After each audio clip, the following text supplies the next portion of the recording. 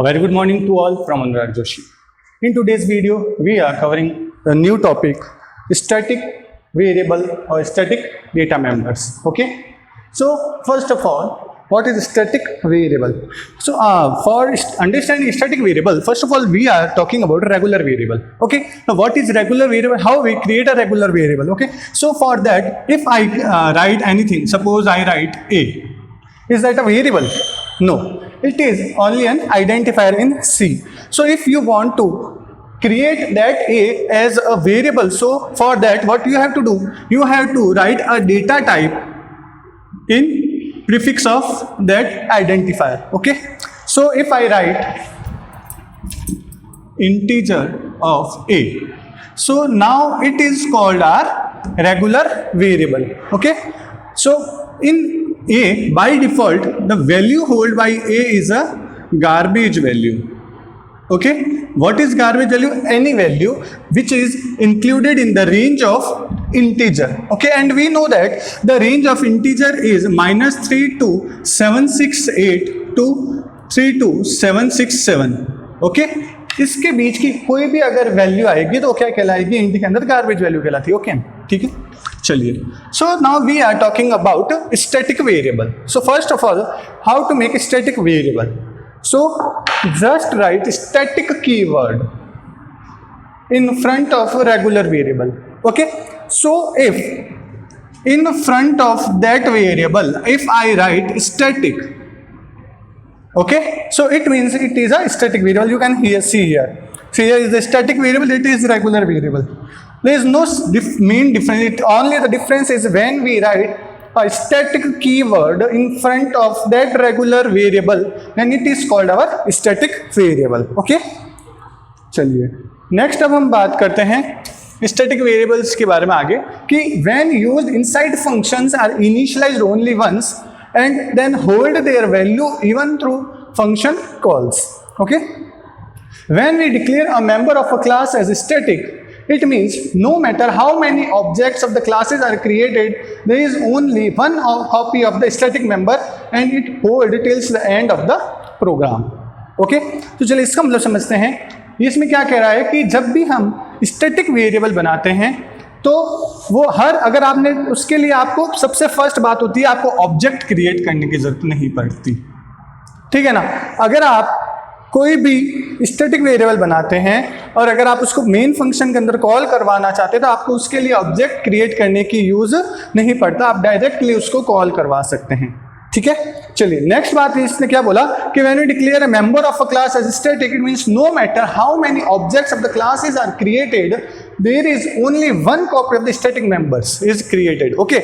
अगर आप कितने भी ऑब्जेक्ट्स बना लीजिए बट जो स्टैटिक वेरिएबल की जो कॉपी है वो कितनी बनेगी? एक ही बनेगी और उसको आप through out the program use कर सकते हैं. Okay. But regular variable is available till block of code.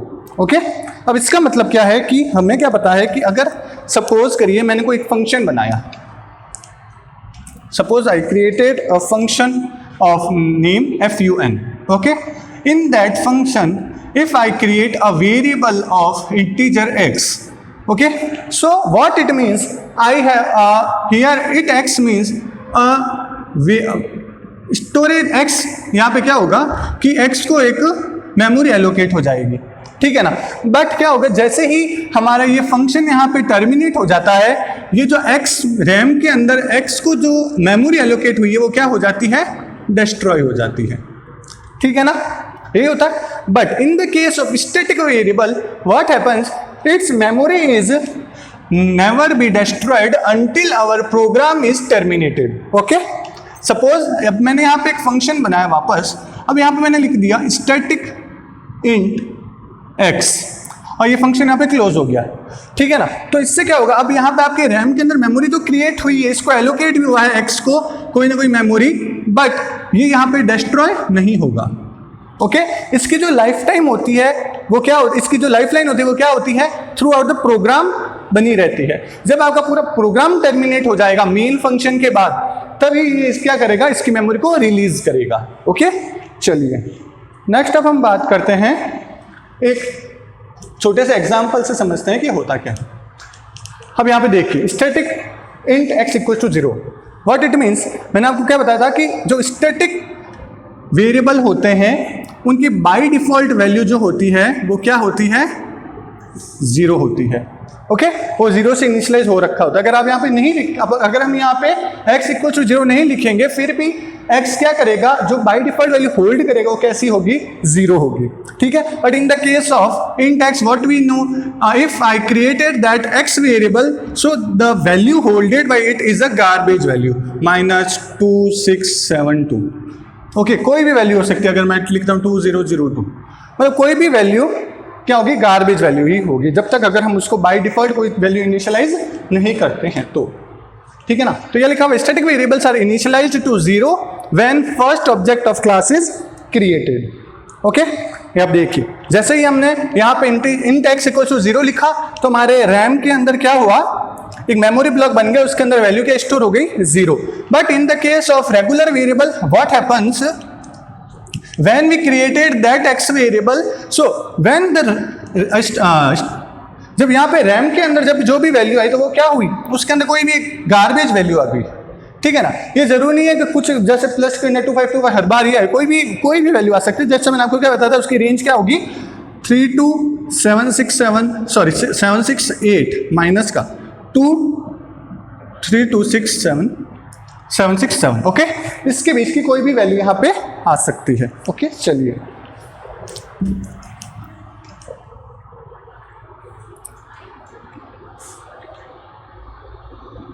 Next अब हम एक एग्जांपल देखते हैं कि कैसे वर्क करता है। Here we are incrementing static variable and printing its value. यहाँ पे हम क्या कर रहे हैं, एक छोटा सा प्रोग्राम देख रहे हैं, एग्जाम्पल देख रहे हैं कि कैसे इसकी वैल्यूज आप इंक्रीमेंट कर सकते हो। तो यहाँ पे मैंने क्या करा, सीधा सा एक फंक्शन बनाया, ये फंक्शन डेफिनेशन है। ठीक है ना, ये क्या है, फंक्शन डेफिनेशन पार्ट है, जिसके अंदर मैंने एक स्टैटिक इंट, एक काउंट नाम का वेरिएबल लिया जो कैसा है, स्टैटिक टाइप का है। और यहाँ पे मैंने सी आउट के अंदर क्या लिख दिया, काउंट प्लस प्लस, मैं इसके सी आउट की वैल्यू, काउंट की वैल्यू जो है वो इंक्रीमेंट करवाना चाहता हूँ। ठीक है, मेन फंक्शन के अंदर मैंने फॉर लूप लगाया है, इसके अंदर आई की वैल्यू इनिशियलाइज करी 0 से 5 तक मेरे को लूप रन करवाना है। और इसके अंदर मैंने जो काउंटर फंक्शन है इसको क्या करा है, यहाँ पे फंक्शन को कॉल करा है। ठीक है, तो चलिए अब देखते हैं ये कैसे वर्क करेगा।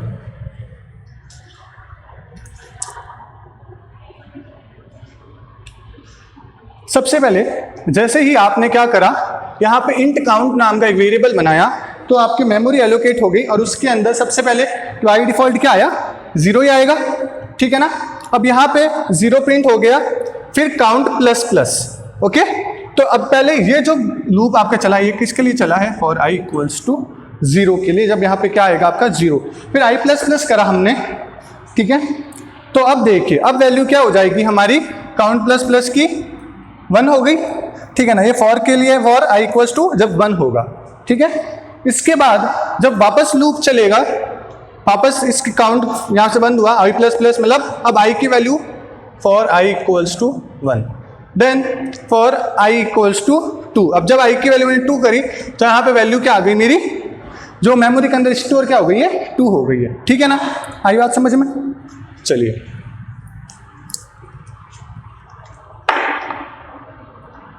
ठीक है ना, अब ये सिर्फ यहाँ पे रिलेशन शो हो रहा है कि मेमोरी आपके पास, जैसे मैंने इसमें 3 ब्लॉक्स बने, बस ऐसा नहीं होगा। होगा क्या, आपके पास एक ही ब्लॉक बना जिसके अंदर सबसे पहले क्या था, 0 था, बट जैसे हमने क्या करा, काउंट प्लस प्लस करा, तो आई की वैल्यू इंक्रीमेंट हो जाएगी 0 से कितनी हो जाएगी, 1।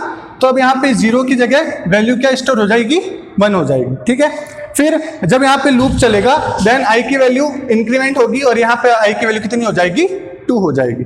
ठीक है, इस तरह से ये आपका वर्क करेगा। अब हम बात करते हैं कि अगर आपका जो वेरिएबल है वो स्टैटिक ना हो, अगर नॉर्मल वेरिएबल है हमारा, रेगुलर वेरिएबल है ये, अगर सेम चीज अपन इसमें कर रहे हैं, ठीक है ना, आप देखिए कोई ज्यादा डिफरेंस नहीं है इसमें। जो हमारा ये वाला प्रोग्राम, इसके अंदर हमने क्या करा, यहाँ पे फंक्शन लगा, फंक्शन की डेफिनेशन, जिसके अंदर स्टैटिक इंट काउंट लिखा। ओके, और अब जब हम जो वाला ये वाला एग्जाम्पल, इसके अंदर हमने क्या लिखा है, रेगुलर वेरिएबल है हमारा। ओके, तो ये कैसे वर्क करता है आप देखिए। जैसे सबसे पहले हमने काउंट की वैल्यू 0 करी, तो जो मेमोरी एलोकेट होगी रैम के अंदर, इस यहाँ पे हमको क्या मिल गया, 0 मिल गया।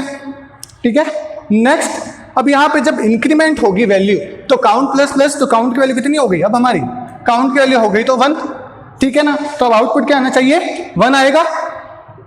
यहाँ पे तो अपने आउटपुट 0 आ रहा है, तो ये प्रोग्राम गलत है? नहीं, ऐसा नहीं है, प्रोग्राम हमारा एकदम सही है। यहाँ पे हुआ क्या, आपको ये देखना है, हमने क्या पढ़ा था कि जो रेगुलर वेरिएबल्स होते हैं उनकी जो लाइफ टाइम होती है, उनकी जो लाइफ लाइन होती है वो कितनी होती है, through out only that curly braces. Okay, जैसे ही आपका ये वाला फंक्शन टर्मिनेट होगा तो क्या होता है कि जो आपको काउंट के अंदर ये मेमोरी एलोकेट हुई थी वो क्या होती है, वापस डिस्ट्रॉय हो जाती है। ओके, तो अगर अब दूसरी बार जब आप कॉल करोगे तो क्या होगा, वापस वो काउंट की वैल्यू कितनी लेगा, 0 ही लेगा, ठीक है ना। ये बात आपको समझनी है। But in the regular, in the static, अगर यहाँ पे स्टैटिक लिखा हुआ था तो क्या होता है कि ये क्या रहता है, पूरा जब तक आपका प्रोग्राम पूरा बंद खत्म नहीं होता, टर्मिनेट नहीं हो जाता, तब तक क्या रहेगा, ये वैल्यू उसके अंदर होल्ड रहती है, ठीक है। ये सबसे मेन डिफरेंस है, इसलिए मैंने आपको एग्जांपल लेके समझा रहा हूं कि स्टैटिक और रेगुलर वेरिएबल के अंदर डिफरेंस क्या है। तो ये लूप जितनी भी बार चलेगा, यहाँ पे आपके पास जो वैल्यू स्टोर होगी वो क्या होगी, हमेशा 0 ही होगी। ओके, चलिए अब हम बात करते हैं कि स्टैटिक वेरिएबल तो हमने बना लिया, अब how to initialise the static variable. Okay, तो स्टैटिक वेरिएबल सबसे पहले बनाएंगे कैसे, हमें पता, हमने क्लास के अंदर क्या करना है, जो भी आपका रेगुलर वेरिएबल हो उसके आगे स्टैटिक कीवर्ड लगा दीजिए, जिससे आपका क्या हो जाएगा, स्टैटिक वेरिएबल बन गया। ये तो स्टैटिक वेरिएबल की आपके हमने बना लिया, ये आपका स्टैटिक वेरिएबल डिक्लेरेशन हो गया। सेकंड होता है उसकी डेफिनेशन, जिसको कहते हैं अपन इनिशियलाइजेशन। तो इनिशियलाइज करने के लिए हमको क्या करना पड़ता है, आपके जो क्लास होगी, क्लास के बाहर आपको क्या लिखना है, जो आपके वेरिएबल का डेटा टाइप है। सबसे पहले क्या आएगा, वेरिएबल का डेटा टाइप, उसके बाद आपके आएगी क्लास, और ये स्कोप रिजोल्यूशन ऑपरेटर है, ठीक है ना, ये तो आपको पता ही होगा, स्कोप रिजोल्यूशन ऑपरेटर। और स्कोप रिजोल्यूशन ऑपरेटर के बाद आपको क्या लिखना है, जो आपका वेरिएबल, स्टैटिक वेरिएबल का नाम है। ओके, इस तरह से आप क्या कर सकते हैं, आपके स्टैटिक वेरिएबल को इनिशियलाइज कर सकते हैं। Okay, so when we use static variable we have to write this statement after class, ठीक है ना। ये चीज आपको याद रखनी है, आपको क्लास के बाहर उसका एक डेफिनेशन पार्ट बनाना पड़ेगा। ओके, अगर आप ये नहीं बनाएंगे तो आपके पास एक एरर आएगी, आप इसको ट्राई करना, जब आपको प्रोग्राम समझाऊंगा मैं उसके अंदर, आप जहां स्टैटिक अगर ये वाला आप डिफाइन नहीं करते हैं तो क्या होता है, आप लोग ट्राई करिएगा। ओके, चलिए अब हम बात करते हैं नेक्स्ट की स्टैटिक मेंबर फंक्शंस। अभी अपन ने क्या पढ़ा था, स्टैटिक वेरिएबल्स की, और मतलब स्टैटिक वेरिएबल्स वही वेरिएबल जिसके अगर आप स्टैटिक कीवर्ड लगा दे तो क्या होता है, स्टैटिक वेरिएबल्स बन जाते हैं। अब हम बात करते हैं स्टैटिक मेंबर फंक्शंस की। Static member functions work for the class as whole rather than a particular object of a class. Okay, तो ये जो मेंबर फंक्शंस होते हैं ये किसी एक पर्टिकुलर, क्या कह रहा है, पर्टिकुलर ऑब्जेक्ट के लिए काम नहीं करता, ये पूरी क्लास के लिए वर्क करता है, ठीक है।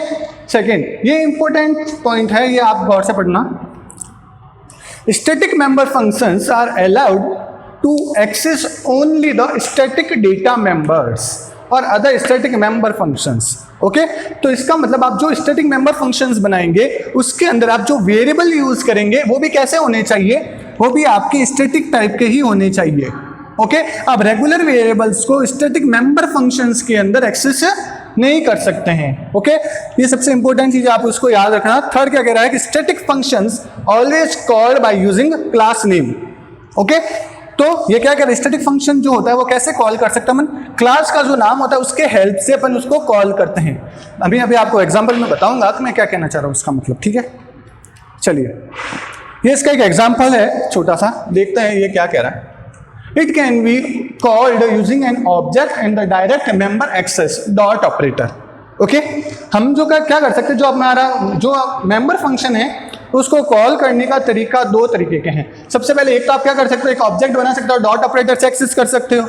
और जो सेकंड सबसे मेन है वो क्या कहता है कि it's more typical to call static member function by itself. So अपन क्या करते हैं कि class name and scope resolution operator, मतलब क्लास नेम और स्कोप रिजोल्यूशन ऑपरेटर की हेल्प से क्या करते हैं, उस मेंबर फंक्शन को कॉल करवाते हैं। ठीक है, तो इस एग्जांपल के अंदर समझे, हमने यहाँ पे क्या किया, एक क्लास ली x नाम की। ठीक है, यहाँ पे मैंने एक्सेस मॉडिफायर बनाया पब्लिक, जिसके अंदर मैंने क्या लिखा, स्टैटिक वर्ड मैसेज। इसका मतलब ये मेरा एक क्या है, स्टैटिक वेरिएबल। ठीक है, कैसे पता चला, क्योंकि इसके आगे स्टैटिक कीवर्ड लगा रखा है अपन ने। उसके बाद इस फंक्शन के अंदर, सॉरी स्टैटिक फंक्शन है, ठीक है ना। अब इस फंक्शन के अंदर मैंने क्या लिखा, welcome to static member function. Okay, चलिए ये हमारी क्लास क्लोज हो गई। अब जो आपका मेन फंक्शन है उसके अंदर अगर आप क्या करना है, फंक्शन को कॉल करवाना है, तो नॉर्मली हम क्या करते हैं, अगर कोई क्लास का नाम हो जैसे x, फिर उसका एक ऑब्जेक्ट बनाते हैं, फिर अपन क्या करते हैं, ऑब्जेक्ट डॉट जो भी आपका फंक्शन का नाम हो उस फंक्शन को कॉल करवा देते हैं, यही काम करते हैं ना अपन। But in the case of member function it's थोड़ा सा डिफरेंट है। आपको इसके लिए क्या करना पड़ेगा, मैंने आपको प्रीवियस स्लाइड के अंदर भी क्या बताया था कि आपको सबसे पहले क्या लिखना है, क्लास का नाम।